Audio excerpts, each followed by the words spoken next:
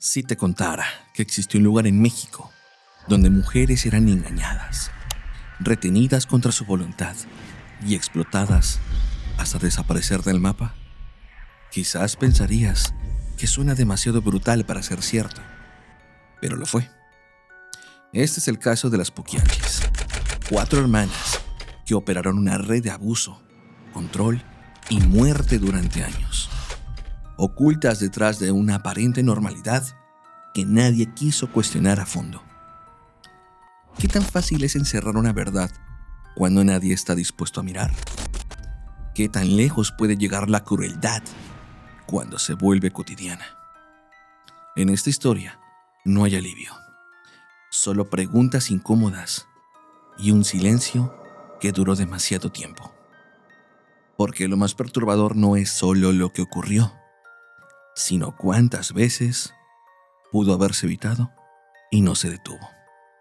Yo soy Irving Durán y hoy, en el Día de los Muertos, hablaremos de las Poquianchis. Y para este episodio tengo el placer y el honor de estar con Lizzy Pérez. Liz, ¿qué tal? Muy buenas noches.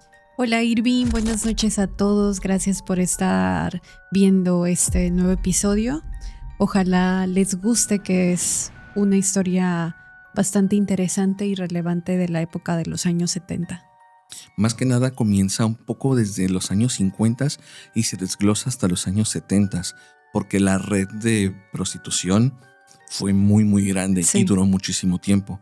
Cabe señalar que este episodio está inspirado en la serie de Netflix de las muertas. Correcto. Esta serie dirigida por Luis Estrada y que está basada en el libro de Jorge Ibargüengoitia, que posteriormente vamos a hablar de él, porque tiempo después él utilizó todo el tema de las Poquianchis para buscar datos que no se pudieron concretar en el pasado. Pero vamos a ver, porque poco a poco se puede ir deslindando, se puede ir desglosando esta historia, ya que tiene ciertas irregularidades muy particulares de la época de ese México, donde hacían un caso bastante real y también lo tergiversaban, lo modificaban, incluso lo exageraban para poder hacer un caso tal vez menor en algo máximo. Fue algo muy mediático, trataron de encubrir muchos temas políticos de esa época, como actualmente se están viendo en este siglo, pero sí fue muy controversial, porque a lo que estuvimos investigando sí se indagó y muchos datos o hechos que mencionan que ellas hicieron sí se salieron un poquito fuera de contexto o lo exageraron cuando no fue así. Ok, entonces vamos a empezar con esto, y antes de darle inicio a la lectura tienen que suscribirse al canal de YouTube, que es del Día de los Muertos, y aquí en la parte de abajo van a aparecer toda la información. Hay que activar la campanita porque pues cada semana vamos a abrir nuevos casos, así que activen la campanita, suscríbanse. Y también estamos en YouTube. Para que nos sigan en todas las redes sociales. Exactamente, estamos en YouTube, estamos en Facebook, en Instagram como Muertos Podcast. Igual estamos en TikTok bastante activos. Cada día tenemos un reel nuevo de diferentes casos de crímenes reales, casos de terror. Entonces ahí, para que nos vayan siguiendo y poco a poco hagamos que esta comunidad sea un poquito más grande y vaya creciendo constantemente. Sí, antes de que inicies, Irving, quiero comentarles que toda esta información sí está basada en un libro. ¿De dónde se extrajo todo esto? Fue mediante el libro de la investigadora Fabiola Bailón Vázquez, el cual se llama Crimen y Justicia en la Historia de México, Nuevas Miradas, que fue coordinado tanto por Elisa Speckman y Salvador Cárdenas, publicado por la SCJN. Ok, así que sin más preámbulos, comencemos. A comienzos del siglo XX, en el occidente de México, nacieron en El Salto, Jalisco, 3 hermanas que con el tiempo se volverían infames: Luisa, María y Delfina González Valenzuela. Desde muy temprana edad se trasladaron junto con su familia a San Francisco del Rincón, en Guanajuato, donde crecerían en un entorno marcado por la precariedad económica y la inestabilidad. Su madre, Bernardina, dio a luz a 12 hijos, aunque solo sobrevivieron 4. Carmen, Delfina, María y Luisa. Su padre, quien en algún momento ocupó el cargo de juez de acordada en Santa Ana, Acatlán y Juárez, y posteriormente en San Francisco del Rincón, terminó dedicándose al comercio tras abandonar el ámbito judicial. La familia vivió también de trabajos de fábrica, y fue precisamente en una fábrica de hilados y tejidos donde María, Delfina y Luisa iniciaron su vida laboral. Desde jóvenes, las hermanas tomaron caminos que las alejaron del hogar. Algunas se casaron, otras huyeron con sus parejas, y para 1938, Carmen ya tenía varios hijos, y tanto ella como Delfina comenzaron a independizarse económicamente, encontrando oportunidades en la administración de cantinas. Este fue el punto de partida de una trayectoria que con el paso del tiempo se tornaría cada vez más oscura. Delfina fue la primera en dar paso al más allá al acondicionar 3 habitaciones en El Salto, donde comenzó a explotar a mujeres de la prostitución. Poco después, en 1941, se trasladó a San Juan de los Lagos, donde gestionó permisos para abrir una casa de asignación llamada El Guadalajara de Noche. El modelo de negocio pronto se expandió. María llegó a San Francisco del Rincón y abrió su propio burdel, al que llamó El Poquianchis, nombre que con el tiempo se convertiría en sinónimo de horror. Desde entonces, las hermanas trabajaban en conjunto. Delfina lideraba las operaciones, Luisa manejaba la caja registradora y Carmen se encargaba de la cocina y la contabilidad, llevando un registro detallado de las deudas que adquirían las mujeres bajo su control. Estas deudas incluían gastos por ropa, calzado, maquillaje, comida y alojamiento, creando un sistema del que era casi imposible escapar. En esos años, el funcionamiento de los burdeles respondía a dinámicas complejas. Muchas de las mujeres llegaban engañadas, reclutadas por intermediarias que les prometían empleo digno. Otras, sin embargo, se trasladaban voluntariamente entre distintos prostíbulos buscando mejores condiciones. En 1935, una mujer conocida como María la Cucha visitó a Delfina para ofrecerle la venta de varias jóvenes, consolidando así una red de trata que crecería con el tiempo. Delfina asumió el control total sobre esas mujeres, proporcionándoles lo básico para subsistir, pero manteniéndolas bajo estricta vigilancia y dependencia. A pesar de estas prácticas, existían casos ambiguos. María relató en alguna ocasión cómo 2 jóvenes provenientes de Ciudad Juárez insistieron en trabajar en su burdel, aun cuando no cumplían con la edad mínima, por las autoridades sanitarias. Este tipo de situaciones revela la complejidad del fenómeno. No todas las mujeres eran forzadas en el mismo grado, aunque el sistema en su conjunto favorecía la explotación. Durante la década de 1950, las hermanas González Valenzuela consolidaron una red de prostitución que abarcaba diversas localidades en Jalisco y Guanajuato. Su éxito no puede entenderse sin considerar la complicidad de autoridades, médicos y otros actores. Los permisos sanitarios, los pagos de impuestos y las multas eran gestionados mediante arreglos informales que garantizaban la continuidad del negocio. Incluso, algunos funcionarios eran clientes frecuentes de los burdeles y utilizaban su influencia para resolver conflictos legales o administrativos. Que aquí cabe aclarar que muchos de los nombres de los altos ejecutivos y altos políticos no fueron nombrados ni tampoco fueron incluidos en posteriores juicios, ya que se ocultó perfectamente ese tipo de nexos que tenían las Solo hubo Poquianchis. uno que, a lo que entendí en la serie de Netflix que vi, el que era como el comandante. Él fue al único que sí le cayó el peso de la ley. Claro, pero ya los otros personajes no. Así es, muchos de ellos fueron ocultos para evitar represalias y para evitar cualquier tipo de escrutinio social. Claro. Y ahí te das cuenta la magnitud del poder que tenían esos personajes, ¿no? Esto permitió que las poquianchis operaran durante años con relativa impunidad. Además, establecieron relaciones de tipo paternalista con algunas de las mujeres, ofreciendo protección y sustento a cambio de lealtad, supuestamente.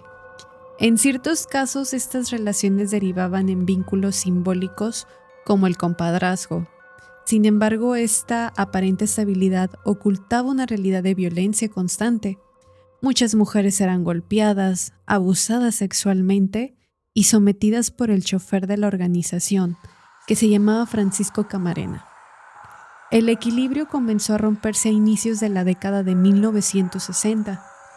En el 62, el gobierno de Guanajuato, dirigido por Juan José Torres Landa, implementó medidas para prohibir la prostitución organizada, en línea con disposiciones establecidas años antes en la Ciudad de México. Como consecuencia, los burdeles fueron clausurados y las mujeres trasladadas a Guadalajara, donde Delfina intentó continuar las operaciones. Sin embargo, un conflicto con las autoridades derivó en el cierre definitivo del último establecimiento. Recuerden que era alrededor de 2 burdeles muy grandes que tenían. A partir de ese momento, las hermanas y las mujeres bajo su control pasaron a la clandestinidad y se refugiaron primero en una casa clausurada y posteriormente en el rancho de San Ángel. Al principio utilizaron sus recursos para sostenerse, pero con el tiempo comenzaron a reducir las raciones de comida. Las condiciones se deterioraron rápidamente, dando lugar a enfermedades, conflictos internos entre las chicas y, según múltiples testimonios, hasta asesinatos. Imagínate, ¿no? Ya llegar a ese grado de hacinamiento, al fin de cuentas fue hacinamiento. Sí, es parte de la histeria colectiva que se crea, ya que en esas instancias el ya no tener los recursos como el alimento, ya no tener pues un tipo de... Tu rutina, ¿no? Perder tu rutina. Exactamente, tener seguridad hace que crean un tipo de caos y que entre ellas ya hubiese esa fricción que hiciera pues que la locura se desatara por completo. O sea, ya no tener a las personas bajo control hace que ya no puedas tener movimiento tal, ¿no? Sí. Las versiones sobre lo ocurrido difieren, ya que las sobrevivientes afirmaron que varias mujeres fueron asesinadas por órdenes de las hermanas, mientras que estas últimas sostuvieron que las muertes fueron productos de accidentes o peleas entre las propias chicas. Lo cierto es que algunas lograron escapar y denunciar la situación, lo que llevó a la intervención de las autoridades hasta 1964.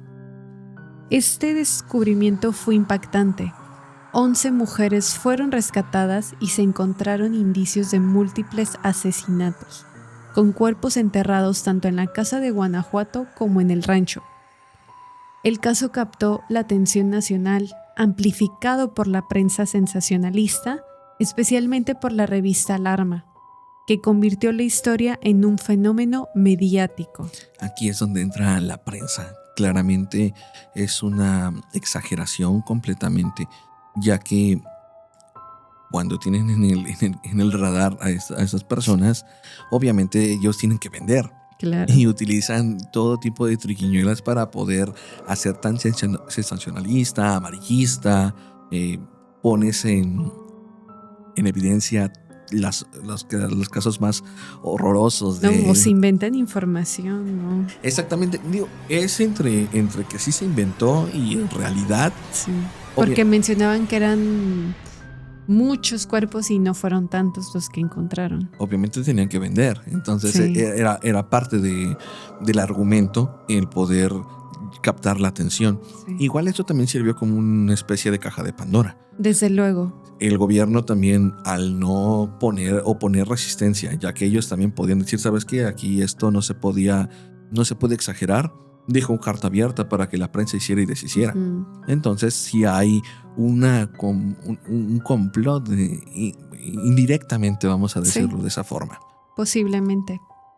Las hermanas fueron acusadas de haber asesinado oficialmente a 91 personas. Eso dicen. Durante el proceso judicial que se prolongó por varios meses, se documentaron testimonios sobre reclutamiento engañoso, abuso, encierro y violencia sistemática. Sin embargo, las acusadas negaron su responsabilidad directa en los asesinatos, atribuyéndoles a conflictos entre las propias mujeres. 91 se me hace algo desorbitante y tengo entendido que no encontraron esos cuerpos. Bueno, es que oficialmente así lo designaron. Sin embargo, hay investigaciones posteriores que afirman que se encontraron hasta 150 cuerpos. ¿Cómo crees? Sí, eso es lo que se dijo tras bambalinas. Sin embargo, oficialmente fueron 91 cuerpos. Por lo que se hizo el juicio. Que se hayan encontrado, no lo sabemos. No. Pero que legalmente está escrito, pues sí fueron 91. Ok. El 15 de octubre de 1964 se dictó sentencia. Delfina y María fueron condenadas a 40 años de prisión, mientras que Luisa recibió una pena de 27 años. También se sentenció a varios cómplices con penas menores. Los delitos incluyeron homicidio, secuestro, lenocinio, violación, corrupción de menores y otros cargos graves. El proceso, no obstante, estuvo rodeado de controversias. La defensa argumentó que no se investigó adecuadamente la participación de autoridades que habían protegido y beneficiado de la red durante años. Solo un funcionario fue llamado a declarar y negó cualquier implicación. Esto alimentó la percepción de que las hermanas fueron utilizadas como chivos expiatorios en un sistema profundamente corrupto. En 1968, las hermanas interpusieron un recurso de amparo ante la Suprema Corte, alegando irregularidades en el proceso y violaciones a sus derechos. La revisión se extendió hasta 1974, cuando se concedieron algunos beneficios técnicos, y aunque sin modificar sustancialmente las condenas, salvo en el caso de Luisa, cuya sentencia fue parcialmente reducida años después. Esto lo hacen por buena conducta o lo hacen por algún tipo de que encontraron alguna especie de evidencia que le hiciera que le quitaran años. No hay ningún dato que lo afirme, ¿verdad? Es que en sí ella no fue la que cometió los crímenes. Por eso le habían dado una sentencia muy corta. Okay. Y supongo que por buena conducta. Ok, esa es la única forma en la que te pueden quitar años, ¿no? Pienso yo. Ok. Para entonces, el destino de las hermanas ya estaba sellado. Delfina murió en prisión.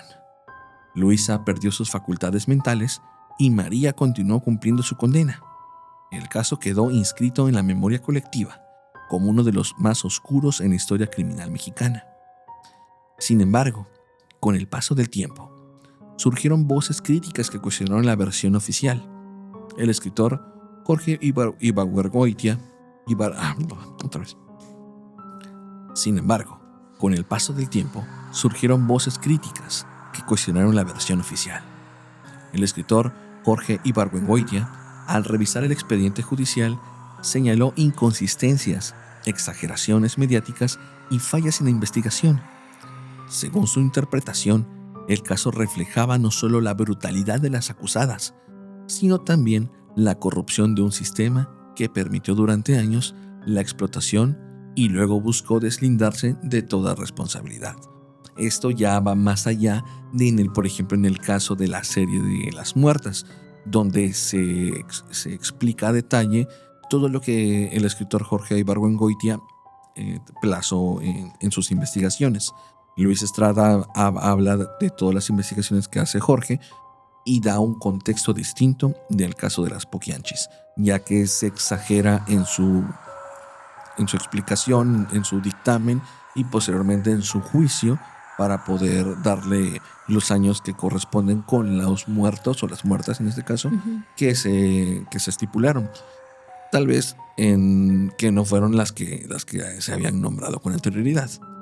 Sí, no sé si recuerdes que en la serie no mencionan esa cantidad de muertos. De hecho, no lo mencionan. De hecho, en la serie te explican que todos fueron casualidades.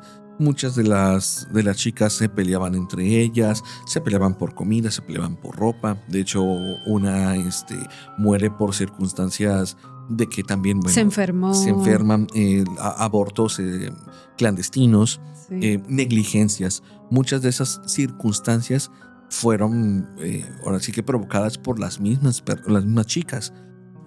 Obviamente, lo que hicieron mal ellas fue no denunciar las muertes. Pues sí. Obviamente estaban coludidas con... No, y era otra época, ¿no? Las autoridades estaban controladas por ellas, por las madrotas. Exactamente, obviamente tú podías dar una especie de mordida, como actualmente se hace, pero no tan... A lo descarado. A lo descarado. Entonces ellos podían hacer y deshacer en cualquier momento. Sí. Aquí hay algo muy curioso, porque también todo este mito se habla o se dice de las poquianchis, pero no se habla realmente de lo que las personas alrededor del pueblo sabían, ya que muchas veces en ciertos lugares, y tal vez las personas que nos escuchen desde otros lados de la República no nos van a dejar mentir, existen personajes, ya sea personas del crimen organizado, personas corruptas, a las cuales conocemos su historia, pero no nos atrevemos a denunciarlas, ya que existen las represalias que pueden ocasionar si nosotros pues denunciamos. Exactamente.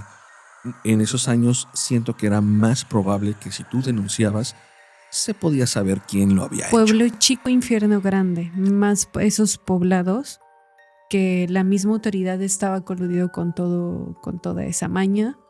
Evidentemente iban a notificarles, oye, fue fulanito, ¿qué le hacemos, no? Exacto. Tenían un control más directo sobre ese tipo de cuestiones. Entonces, también la idiosincrasia de esos años, la ignorancia, hacía que muchas personas tuvieran miedo de ese tipo. Actualmente también se tiene mucho miedo.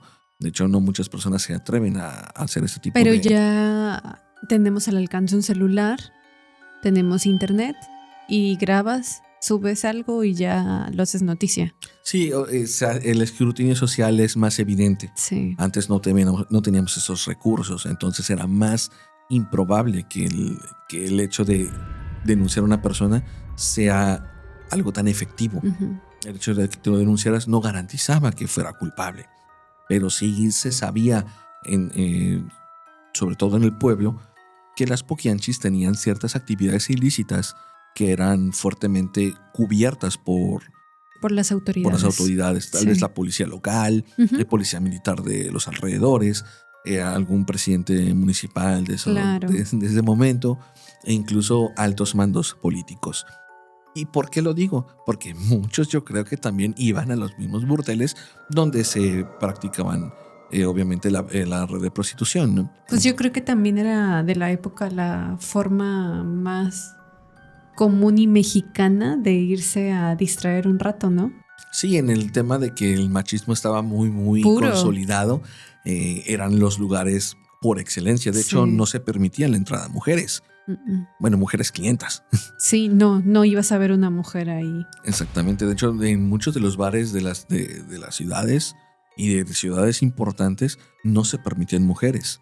Sí, esos bares donde existían, esas cantinas donde existían los escupideros y el piso con aserrín. Sí, no estaba como que diseñado para las mujeres y mucho menos estaba todavía bien visto el salir del closet, el decir soy gay, soy lesbiana. Eso era súper mal visto en esa época. Así, la historia de las poquianchis no puede entenderse únicamente como la de 3 mujeres criminales, sino como el resultado de un entramado social, legal y político, que facilitó su ascenso y posteriormente su caída. Una historia donde la verdad quedó fragmentada entre testimonios contradictorios, intereses ocultos y una justicia apresurada, dejando preguntas abiertas que hasta hoy siguen sin respuesta.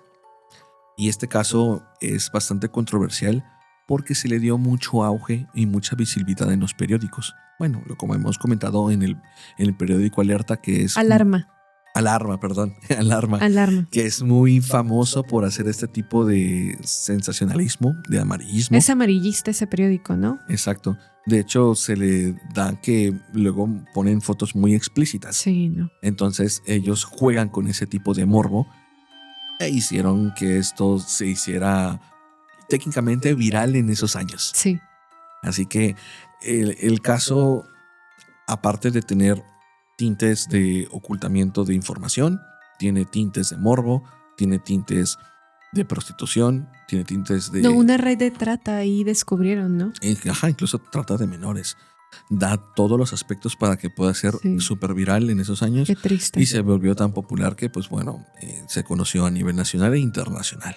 No, y pues ahora es como una leyenda, las Poquianchis, porque ahorita para ya haberla producido Netflix y haberla pues demostrado de una forma un poquito más llamativa, Más digerible, ¿no? más digerible, sí es como un referente de la situación de la prostitución y de la trata de mujeres. Así es. Y es un tema muy delicado porque aunque haya pasado en los años 60, No se minimiza. no se minimiza, pero lo peor es que sigue pasando. Sigue pasando en nuestro México, incluso con trata de menores. El tema es que no se ha solucionado ese tipo de casos. La problemática sigue más oculta, pero siguen saliendo casos, Sí. sigue habiendo abusos, sigue habiendo una red importante de prostitución que no se ha podido componer, no se ha podido curar desde la raíz, no se ha podido arrancar desde la raíz. Y es importante que nosotros tengamos la conciencia de no consumir ningún tipo de contenido, ya que se han dado casos también de pornografía infantil, de cualquier tipo de exposición de videos, de contenido sexual Ujú. que no está autorizado por las personas Eso. y la gente lucra con ello. Y es importante que se le dé la atención, que el gobierno y que la policía le dé la atención necesaria, ya que este tipo de casos no nada más dañan a la persona, sino al entorno en el que ellos se rodean, a sus familiares y amigos. El escrutinio social hace que este tipo de cuestiones hagan que la persona ya no se vuelva a recuperar. No, sobre todo personas que pudieron haber sido raptadas, ¿no? Y que no lo están haciendo por decisión, sino porque las están forzando. Eso es lo más crudo y feo de esta situación, de este tema que estamos abordando, que yo creo que sería más ahí el enfoque de que no consuman ese tipo de cosas. Así es. Y bueno, ya para concluir, vamos a dejar nuestras redes sociales. Estamos aquí en YouTube. Vamos a poner en la parte de aquí abajo. Estamos en Facebook y en Instagram como Muertos Podcast. También nos pueden buscar en TikTok. Y estamos también en Spotify, Apple Podcast. Ahora próximamente vamos a estar en Deezer y Amazon Music. Y bueno, espero que les haya gustado este episodio. Y bueno, ya vamos a darle vuelta a otro tipo de temas que nos han estado pidiendo. Y vamos a tener una sorpresita por ahí, porque tenemos un caso bien curioso ya local aquí de Veracruz, porque últimamente se han dado casos de contaminación, pero hay contaminaciones que a veces se nos olvidan. Tenemos memoria a corto plazo, entonces nosotros siempre le damos, creo que prioridad a lo que sucede en la actualidad, pero no nos ponemos a pensar que en el pasado han habido muchísimas cosas que en el futuro nos van a afectar y en el presente nos siguen afectando. Así que bueno, les voy a dejar esta premisa nada más de momento. Y bueno, mi nombre es Irving Durán. Mi nombre es Lizzy Pérez. Y nos vemos en la próxima emisión. Bye.